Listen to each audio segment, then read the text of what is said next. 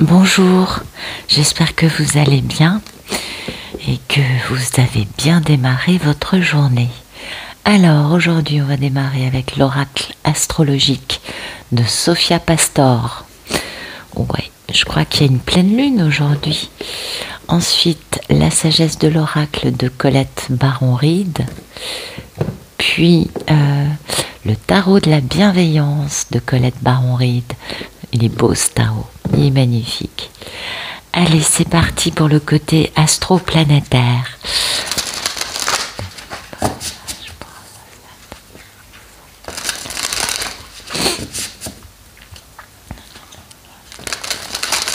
Donc aujourd'hui, ça doit être une journée où ça va pulser, parce qu'entre la pleine lune et le portail, parce que là aujourd'hui on est dans un pic énergétique qui n'est pas lié à la pleine lune, qui est lié à la date. Donc je pense qu'aujourd'hui, ouais, il doit y avoir pas mal de trucs qui doivent pulser pour tout le monde. Ouais, ça doit dépoter. J'espère que vous avez bien dormi, hein, parce que parfois on dort pas dans ces cas-là, mais perso j'ai trop dormi, mais bon, c'est pas mal non plus. Alors.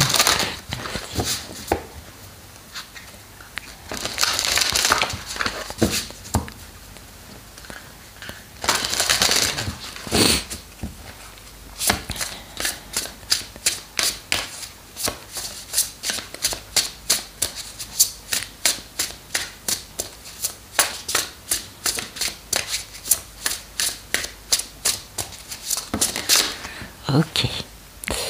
Trigone. Maison 6. Oh, c'est bien ça. Intéressant. Palace. Très bien. Ah, c'est joli.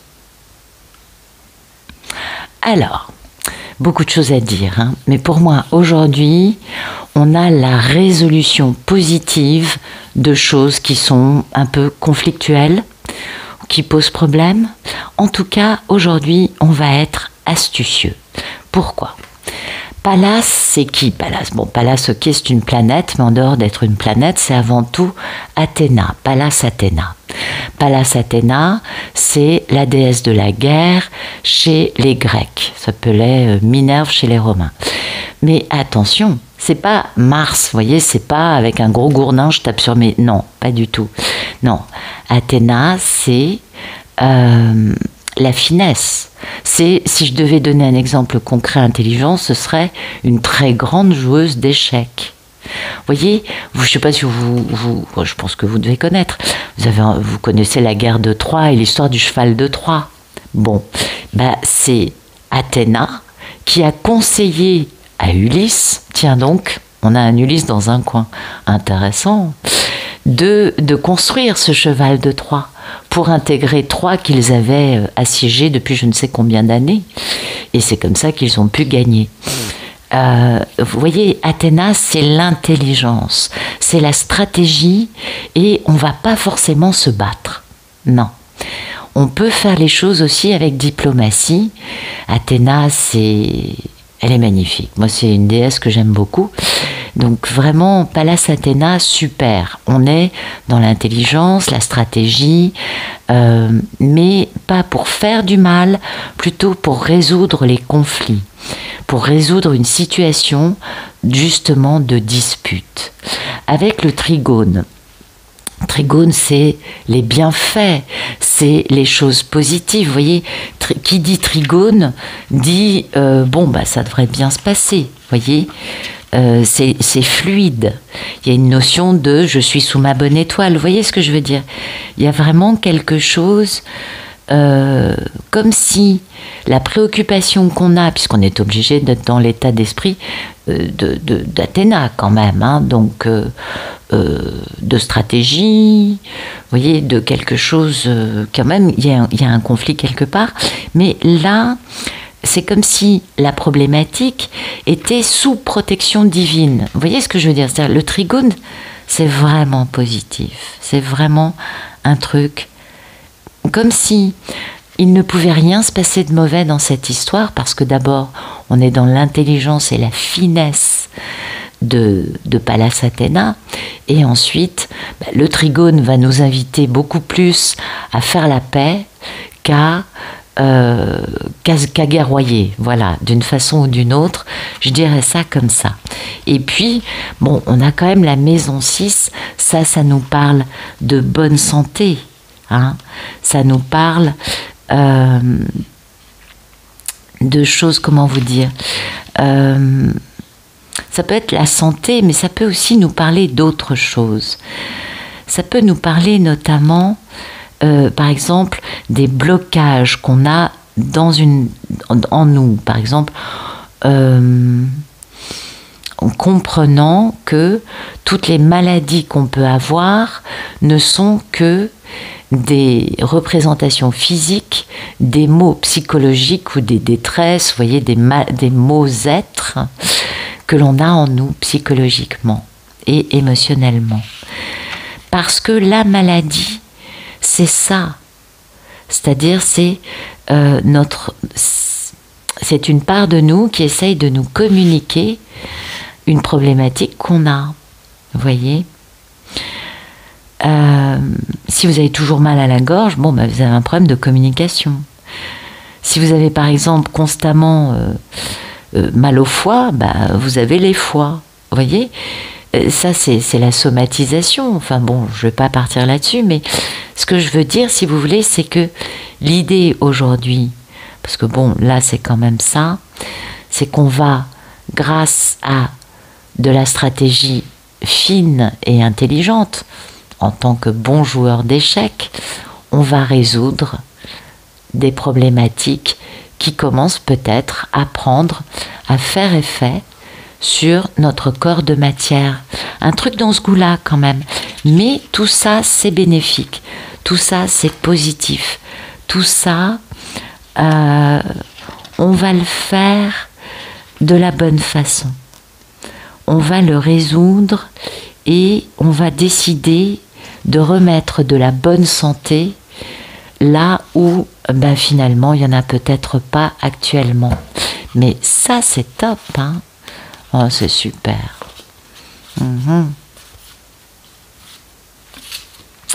Beaucoup de choses à gérer, hein, beaucoup de choses, comme s'il y avait des chapitres et des chapitres de difficultés, de rigueur et de transformation totale.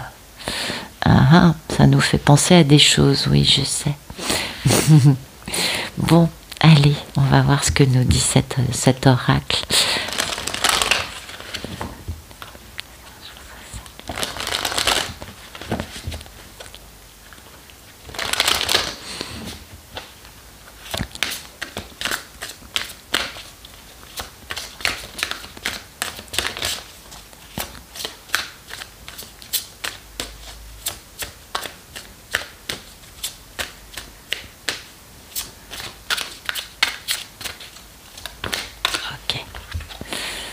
Confiance, tic-tac, hein, elle retourne. Faire le ménage, oui. Et l'île au trésor. Oh, bah écoutez, là c'est magnifique. Donc, bon, bah oui, l'île au trésor, vous vous doutez un peu de quoi je vous parle.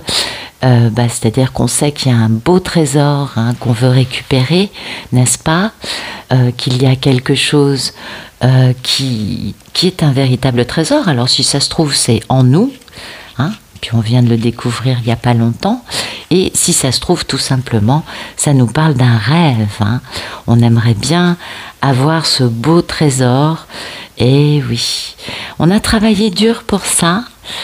On est resté dans cette belle croyance, cette belle conviction que l'abondance est là.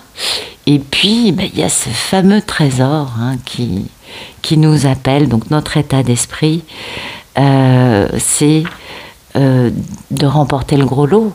Parce que ce trésor, pour nous, c'est un gros lot. Hein.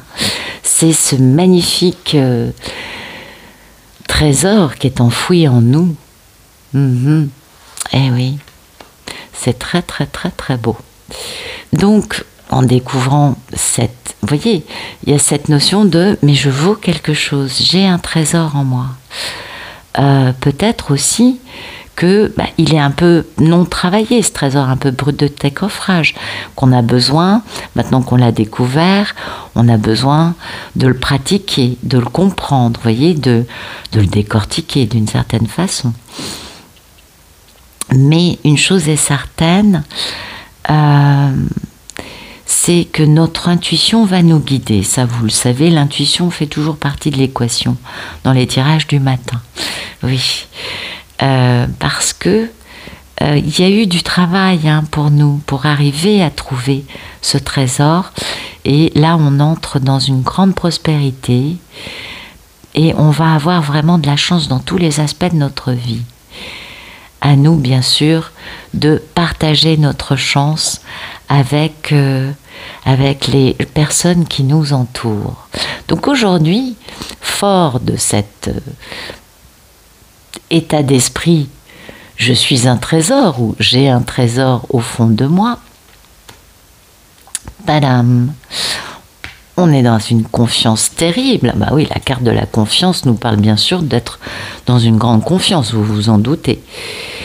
Et oui, donc cette confiance va nous permettre de prendre des décisions. Bah oui, puis en plus l'horloge tourne, tic-tac, on est bien d'accord. Là, grâce à cette confiance, on est prêt. On est prêt à tout. On sait tout ce qu'il nous faut savoir dans toutes les situations qui sont importantes à nos yeux. On a enfin acquis la sagesse qui nous faisait défaut et on est du coup capable d'ouvrir ou d'avancer dans un nouveau chapitre de notre vie. Et tic-tac, écoutez, tic-tac, c'est bien le timing divin qui nous dit c'est l'heure. Eh oui, et ça c'est très important, parce que ça nous parle quand même de miracle, le timing divin. Bah oui, en tout cas, dans le jeu de Colette Baron-Reid, ça nous parle de beaux miracles, et c'est le moment d'aller cueillir nos miracles. Et qu'est-ce qui se passe aujourd'hui? On va faire le ménage. Alors, faire le ménage, ça peut être, bien évidemment, balayer tout ce qui ne nous sert plus à rien, dans nos vies, dans nos maisons, en nous, ou ça nous parle aussi d'aller au bout vraiment d'une situation qui nous a enlisés, qui nous a enlisés avec des saletés, des choses moches, des choses qu'il faut bien sûr nettoyer, émotionnellement parlant, et qui nous ont empêchés d'avancer, de penser, de réfléchir et d'être cohérents. Ça nous parle de ça, vous voyez, de faire le ménage, parce que tout ce qui nous a empêchés d'aller dans la bonne direction, il faut le nettoyer. Tout ce qui, par exemple, ça va nous faire du bien, par exemple, de faire un ménage de printemps, dans nos maisons. C'est possible, oui, c'est bientôt le printemps, donc c'est peut-être l'heure. Et oui, je sais pas, je dis ça, c'est pour d'autres. Ou peut-être que, pour certains, ça va être un nettoyage énergétique de leur maison, c'est-à-dire allumer des encens et bien purifier toute la maison pour pouvoir changer l'énergie, vous voyez. Ça va dépendre de chacun.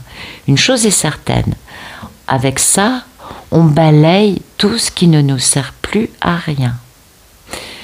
Eh oui, donc intéressant, très intéressant, parce que là, chacun va bouger à sa manière, mais pour moi, il y a des personnes qui ont compris qu'elles avaient en elles beaucoup plus de beaux trésors, puisque c'est quand même, on nous parle, l'état d'esprit, c'est quand même l'île au trésor. Et c'est ces trésors qui vont nous permettre d'avancer, avec une longueur d'avance, dans une grande régénération. Régénération, c'est se revigorer et aller mieux. Donc voilà. Et cette régénération va passer par faire un ménage, mais on peut le faire parce qu'on a confiance. C'est bon, c'est le moment, c'est le bon moment. Voilà. On va voir un message plus dans la matière. Alors.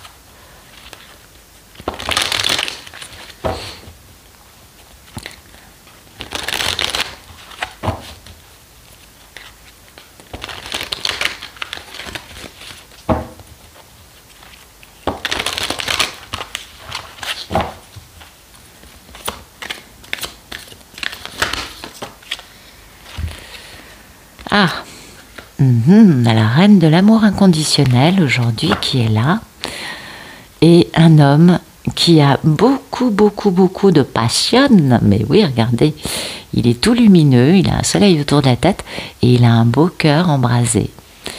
Et cet homme, il a beaucoup de remords et de regrets vis-à-vis de cette femme, vis-à-vis de sa reine de Pentacle, donc ça c'est sa mini-impératrice, c'est sa polarité féminine. Et il faut guérir, mais oui, il faut guérir ça pour aller vers un bel engagement. Ça, c'est l'union heureuse, l'union harmonieuse et le début d'une grande stabilité. Donc, on a un monsieur aujourd'hui, vous voyez, qui a beaucoup de remords et de regrets vis-à-vis de sa polarité féminine, et qu'il voit, qu'il regarde comme la reine de l'amour inconditionnel. Il comprend qu'elle est beaucoup plus grande que lui dans le côté amour, mais que lui, il se consume d'amour pour elle, vu qu'il est le roi de feu. Eh oui, facile à trouver, on est d'accord. En tout cas, il a son cœur, vous voyez, c'est quand même, le cœur de monsieur est quand même en train de réagir grandement, je dirais. Voilà. Donc un monsieur qui a beaucoup de remords et de regrets vis-à-vis de cette femme, et il la trouve, vous savez, belle, peut-être un peu inaccessible, parce qu'elle est peut-être, il pense peut-être lui qu'elle est trop bien pour lui. Eh oui, elle est belle la reine de coupe, vous savez. Merci de nous donner d'autres messages pour ce jour. Ok. Alors, pour d'autres personnes, il va y avoir la notion de mission de vie, peut-être de contrat. Ouais, on en finit avec tout ce qui est énergie tierce, très bien. Ouais, on va vers l'amour, vers l'union, vers l'association. Alors ça peut se voir de plein de façons différentes. Ce n'est pas que en amour. Par exemple, un nouveau contrat ou une association dans le travail, on en finit avec les personnes et les éléments dans cette association, dans ce contrat, qui nous empêchent d'avancer et qui ne font que nous mettre des bâtons dans les roues de la mauvaise façon. On fait le ménage pour aller vers cette association, vers cette fusion. Ça peut être aussi, bien évidemment, en amour, vous vous en doutez. Il y a quand même une notion d'âme sœur dans tout ça, et de changer de vie, de quitter une vie dans laquelle on n'est pas heureux pour aller vers de l'harmonie, de la paix, de l'équilibre, et de respecter un contrat d'âme ou de remettre beaucoup d'équilibre dans une situation totalement injuste. Eh oui, on n'a que 4 atouts, on a un monsieur qui prend son pouvoir et qui prend des décisions parce que il n'en peut plus d'être perclus de culpabilité. Donc vous voyez, c'est un peu les mêmes messages. Ouais, là j'ai un peu les mêmes choses. Merci de nous donner d'autres messages pour aujourd'hui. Ouais. Il y a du combat dans l'air peut-être. C'est peut-être pour ça qu'on n'a pas la Athéna. Du combat dans l'air, il y a du combat à cause d'un refus d'avancer, d'un aveuglement, d'une procrastination, de déni, de passer au concret dans la matière. Et pourtant, oui, il y a de la force dans cette histoire. Donc soit c'est une épreuve de force, non, c'est la force des rêves. On veut réaliser nos rêves avec une papesse. Elle est belle. Elle est vraiment très jolie cette carte. Une papesse, oui. Eh oui, grande épreuve de force, cette histoire avec cette papesse. Il y a du conflit parce que il y a quelqu'un qui est dans le déni, dans la procrastination. Et c'est ça qui génère un conflit, puisque bien cette papesse, elle elle est là, elle est forte, c'est la réalisation des rêves de la personne qui ne bouge pas, et cette épreuve de force ne peut pas se résoudre autrement. Il faut commencer à défaire ce conflit, à sortir d'un déni absolument fracassant, ouais, je pense, en passant enfin au concret, vous voyez, il faut passer au concret dans la matière et être très fort pour pouvoir réaliser ses rêves avec sa papesse. Donc on comprend pourquoi Pallas Athéna est sorti aujourd'hui, on comprend pourquoi le trigone, vous voyez, la paix, la santé sont quand même des éléments importants. L'idée étant de mettre de la paix dans toutes les situations de notre vie, en faisant le ménage de tout ce qui n'a plus lieu d'être, pour aller vers un retour à la bonne santé en nous, dans nos relations avec les autres, et de pouvoir enfin profiter du magnifique trésor qu'on a dans notre vie. C'est beau, c'est des jolis messages aujourd'hui. Écoutez, j'espère que ça vous aura parlé et bien sûr que ça vous aura plu. Et je vous remercie pour vos adorables messages. Oui, vous êtes des amours et je vous souhaite une bonne journée.